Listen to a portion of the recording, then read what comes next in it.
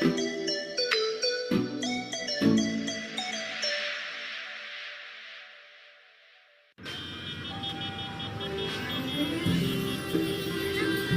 siap. Pandainya. Murid-murid, sini. Kalian semua dah sedia dah untuk rumah terbuka kita? Dah. Jadi kita belajar sama-sama, Okey, nombor 1. Korang buat elok tau. Kalau tak ada rembang nanti. Nombor 3. Puan, lot ini bos kami dah beli. Dia tak kasih buat aktiviti kat sini tau. Apa pun tak nak. Cik. Cik, Puan! Sekarang ni tempat bisnes aku. Bukan tempat untuk kamu semua main-main. Faham? Aku dengar kamu orang tak letak pemain yang lengkap. Tak tahu tentang dari mana. Kalau mau belajar, kamu pergi cari tempat lain. Diamlah. Jangan buat bising. Customer aku sudah komplain. Saya faham Cikgu Siti. Tapi budak ni tak ada sijil lahir, tak ada dokumen. Tak bagi budak-budak ni pergi sekolah kan? Tak apa. Biar aku je yang dekatkan sekolah dengan diorang. Boleh tak saya tukar apple ni dengan buku tu? Yang ni? Boleh je. Nah.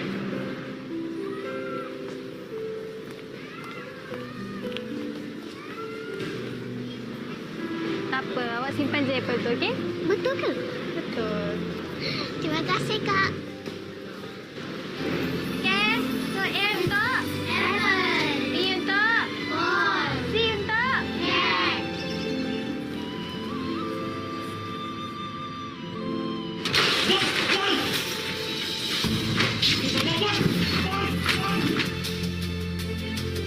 Nah, lakukan. Walaupun dia tak ada dokumen, Cik, dia tetap ada masa depan. Peraturan tetap peraturan. Kalau dah tak ada jalan lain, Cik, memang masa depan budak-budak ni tertutup selamanya, Cik.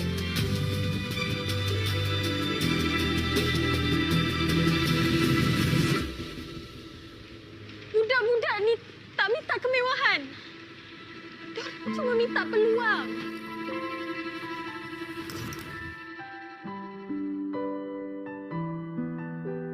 Kalau maksud sebenar raya adalah untuk buka pintu dan hati,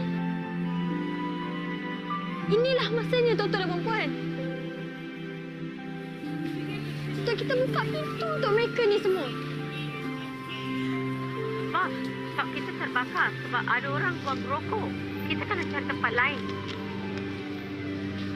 Mr. Lim, saya nak jumpa awak ke rumah terbuka hari raya nanti. Bukankah itu maksud sebenar raya? Pergi! Pergi!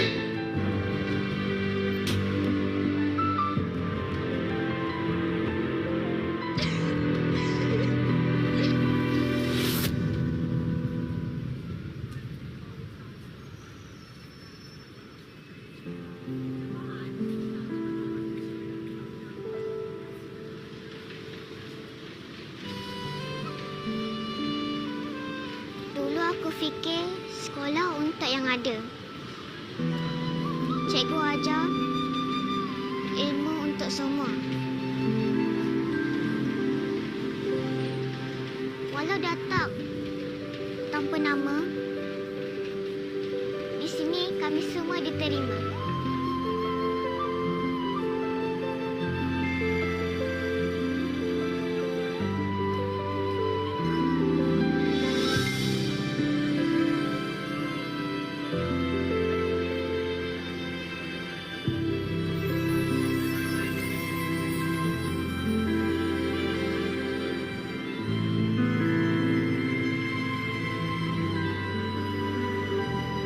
Haji, bye-bye. Bye-bye. Tempat ini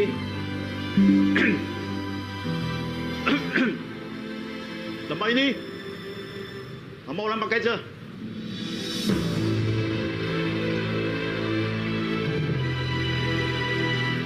Tapi jangan bising sangat.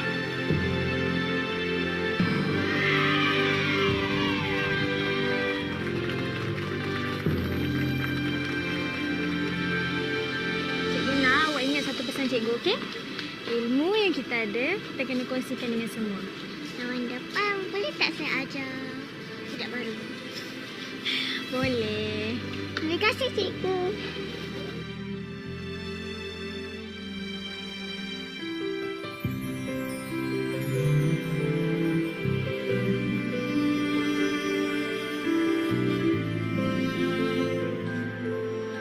I want one of my kids in Jockey to become the future leader. They can be proud of themselves telling that I'm the street children that came out from the Bujang Jockey.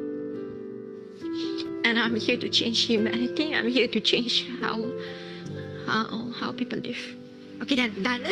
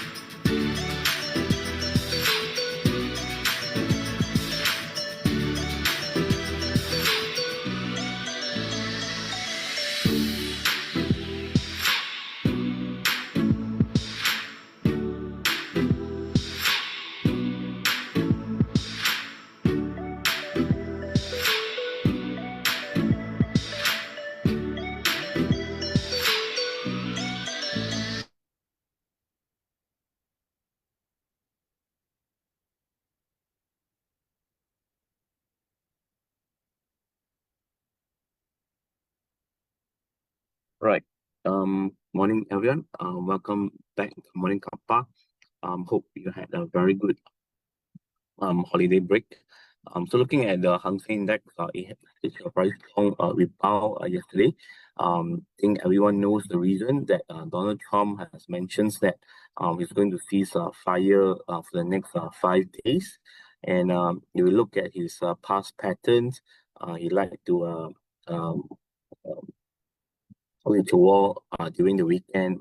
So I think at least for the next few days, like Monday to Friday, right, there will be a short-term peace in the Iran, right, and also the oil price have pulled back sharply from $100 per barrel. And the Hang Seng Index have a very strong rebound yesterday. Likelihood the momentum should follow through, right? Move towards 20 or 50 days moving average. But looking at the overall technical setup, right? The Hang Seng still showing a bearish setup until it managed to climb above 26,000 point level. This is our stop loss point for the bearish technical setup. So as of yesterday, right, I can see that most of the members in the Hang Seng Index do experience selling pressure because of the worry that the oil price is actually moving higher, right? And I think over the weekend, Trump has mentioned that he's threatened to bomb on the power plants, but yesterday he changed his stance that he actually going to stop a ceasefire for the next 5 days, right? Think that what market would like to understand is during this conflict, right? What would be the trend of the US Fed interest rate, right? And just an announcement here, tomorrow, Wednesday, during noontime, 1 p.m., we're going to invite our chief economist, Mr. Barnabas, to share with us his thoughts, right? What will happen to the world in terms of the macro perspective, right? Any trading opportunities in how do we are going to place our investment assets in this volatile period. Okay, do bookmark your calendar. It's going to be tomorrow, Wednesday, 1 p.m. We're going to have a Zoom sessions with Barnabas. right? Then on looking at the US market, there was a very strong rebound. Sentiment was bullish. And in terms of Malaysia, right, last week, Thursday, you can see that the industrial sector went up by 4.5%, Plantation 2.9, and technology 1.5. Right, our property constructions REIT have actually being experienced a very strong selling pressure, especially the REIT sector over the weekend, over the last week. Right, I think today there will be more volatility in the REIT sector as well. As for the FKRI, we still keep a bullish, we still keep a bullish bias, right? With a stop loss point at 1680 point level, right? And as of the Sunway Medical, right, I'm going to join the FPM KLCI tomorrow. So I do expect that today, right, between 4 to 5 p.m., those are passive index fund tracker. They may take the opportunities to trade on the Sunmet just before the Sunmet join index after the 5 p.m. market close. Right, and as for the FCPO, right, technical side remains bullish with the stop loss point at 4210 today, right? Since the oil price have actually reversed, FCPO do see the selling pressure today, but the support somewhere will be at 4004 and followed by 4210. As for the market on the last Thursday, right, you can see that the PCAM have actually went up together with Heng Yuan Westports. Most of the stocks actually experienced selling pressure last week. Since the oil price have actually came down, right? I do think that our market may see upward movement today. So you may look at some of the index stocks or some of the bigger cap counter. I think generally as a market as a whole, right, we should see a rebound as of today. Right, and for trading stocks, firstly, we continue to look at Petronas Chemical that actually break past the 5 ringgit 40 cents. So after breakout, PCAM may test 620 and followed by 680. Thus the support is 4 ringgit and 75 cents. And then on we have the Burmas Auto breakout from 89 cents and a half. So next R1 will be 1 ringgit followed by 110. Thus the support is at 80 cents. So we have PCAM and followed by Burmas. Okay, I'll stop here and I'll pass on to the next presenter. Thank you. Okay, thank you, Joseph. Let me share my screen.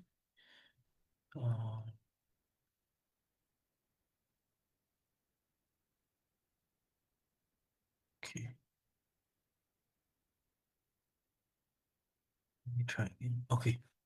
So we see from the charts that risk index still point to a downside. If it's approaching zero, it shows that risk averse has been coming in. So in our view that what Joseph has told us now that Trump has now to stop striking on the Iran energy facilities. So we could see some pullback from here due to that positive news. But however, we still remain cautious because what Iran has confirmed is that they say that the talk is not happened. So they still see this move as Trump trying to buy time. So for now, we still remain cautious that what will happen, but we can see some pullback in the DXY, the gold price, as well as the Brent oil price on the energy prices. So looking at the job potentials, we still stick with our base case that 4 to 6 weeks, but there's a slightly heightened risk for it to extend. On the Fed side, US Fed has announced that they will keep the policy rate unchanged in the 18 March meeting last week.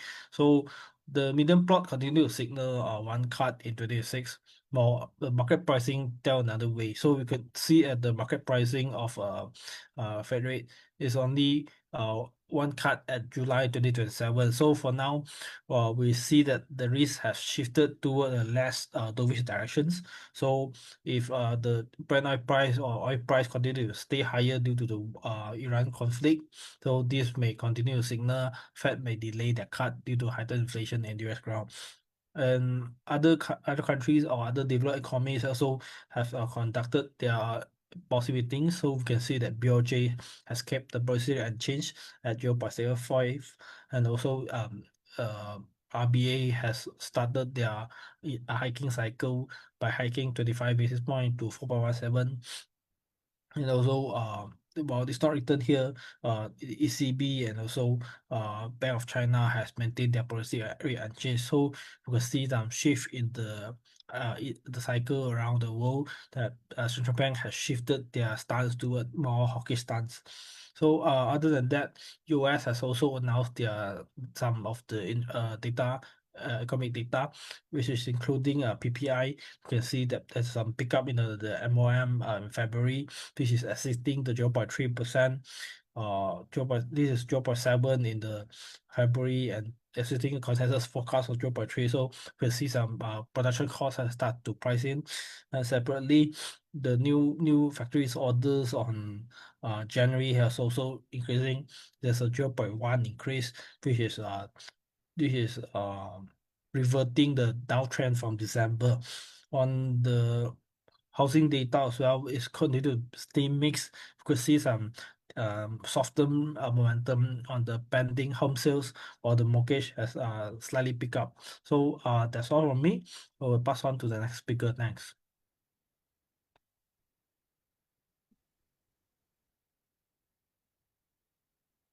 Yeah, hi, good morning. Today we've got a plantation sector note, just as a update after we have a meeting with the APROBI, which is the Indonesian Biodiesel Producer Association. So just some of the key points that we talked about was basically, whether or not there could be a possibility of an earlier than expected implementation of the B45 or B50 mandate. So some of the key considerations include, one, the successful trials, two, the funding, number three, the capacity of biodiesel in the country, number four, Pertamina's new upcoming refinery, and number five, a possible change in pricing formulas. So in terms of the trials of biodiesel right now, it is ongoing for B50, and they are testing it on the automotive industry right now, and that will be completed by June. And then they will follow on with the trials for train engines, which will be completed in August. So obviously, if it's successful, then that is one hurdle that they will be that they would have crossed. The second point is, of course, on the funding.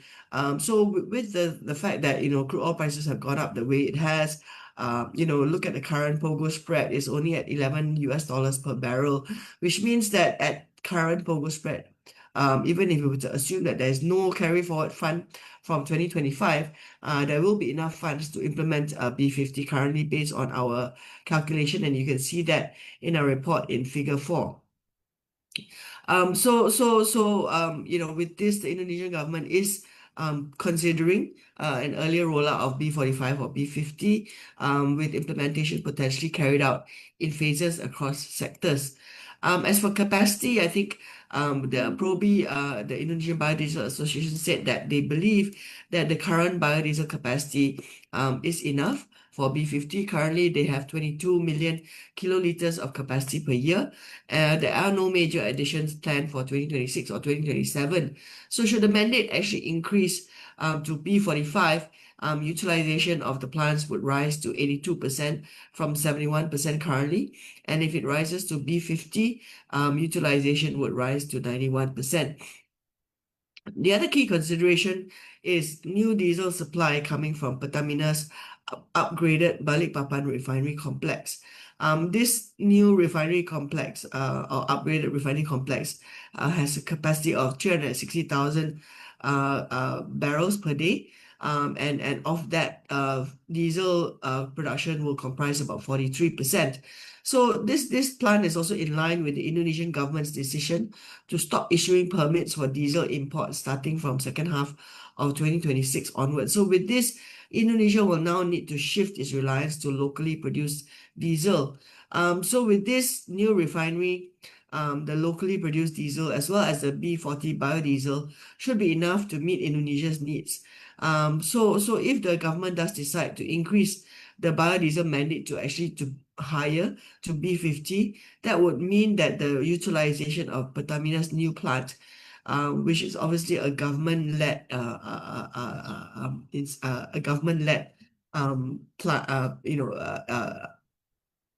well, this is basically government's instruction to build this new plant, and the plant cost 7.4 billion US dollars. So if they were to actually increase the biodiesel mandate, this new plant utilization would actually reduce.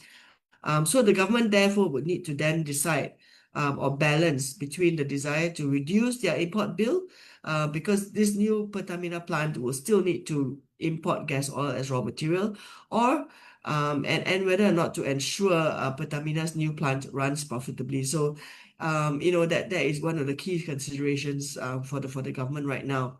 Of course, the last consideration would be on the pricing of biodiesel. Given that right now biodiesel price is based on a fixed CPO price plus 85 US dollars per ton. So the government is thinking about moving this formula to one that moves with market prices or raw material inputs. And that is because if you look at one of the key ingredients in producing biodiesel, which is methanol, which comprises 15 to 20% of cost, methanol prices have actually risen by close to 30% since the Middle East conflict started. And that's because methanol from the Middle East makes up about 50% of Indonesia's methanol imports. So Iran is a big producer of methanol. So with this, we would see biodiesel margins be compromised. And therefore, there is no major incentive for biodiesel players to even want to increase the mandate higher than where it is currently, because obviously they will be making less money. So Aprobi is now thinking about changing the price mechanism to one that moves with market prices of raw material inputs in the future. There is also the possibility of reducing the palm oil export levy in the future should the POGO spread remain low. And of course, if the biodiesel fund reserves reach a 6 to 12-month safety buffer, and that's similar to the reduction in levy implemented in 2019. So overall, we have made no changes again to our CPO price assumption, which is still 4250, and our neutral call. As mentioned also, by Joseph, we would expect to see CPO prices fall today, given that crude oil prices fell by 12%. Post-Trump comments. So we would be, keeping to our neutral sector call, as well as our CPO price assumption for now. So I think that's all that we have for today. Thank you for joining us. Happy trading, and see you again tomorrow at RHB Morning Cuppa at 8. Thank you.